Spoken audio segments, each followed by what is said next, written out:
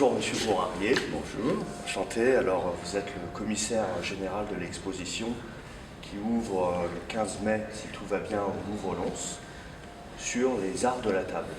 Voilà, sur les tables du pouvoir, plus précisément, et qui va nous promener des repas verticaux à l'époque d'Uruk et de l'époque féodale, et également à travers les repas de convivialité, du symposium grec ou du souper fin. Et ici, nous sommes dans la salle féodale, devant une magnifique tapisserie. Donc vous pouvez peut-être nous dire deux mots. Alors, cette tapisserie fait partie d'une série de plusieurs tapisseries qui racontent l'histoire de la condamnation de Banquet. Nous voyons une charmante société, assez aisée. On voit le personnage dans la tribune se faire sans doute habiller chevalier, en tout cas se préparer à la guerre.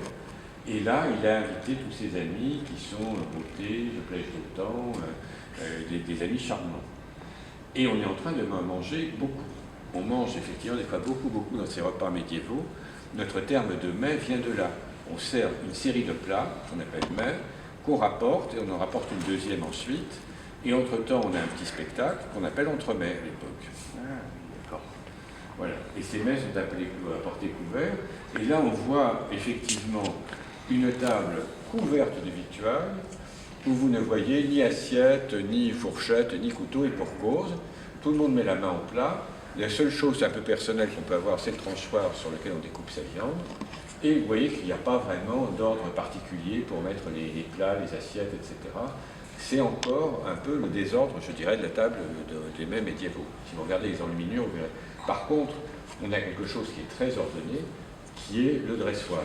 Ici, un dressoir à 4 marches, qui est là.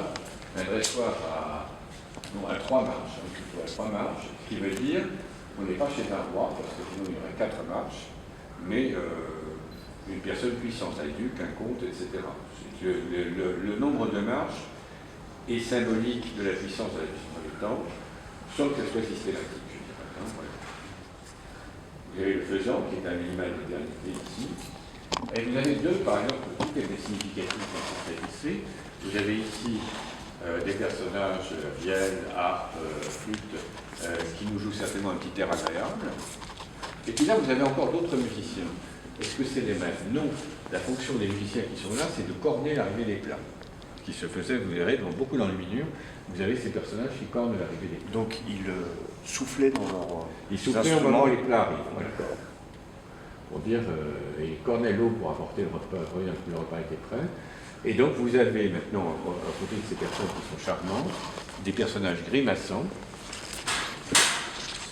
qui ulcèrent, apoplexie et quelques autres qui sont là, et qui s'apprêtent à se jeter sur les convives qui n'ont pas respecté les règles élémentaires de ne pas trop manger. On a donc déjà des moralistes à cette époque-là qui vous surveillent pendant que vous mangez votre repas. Et la moralité de ces tapisseries, c'est qu'il faut éloigner le souper de dîner et condamner Banquet, le pauvre Banquet est pendu à la fin.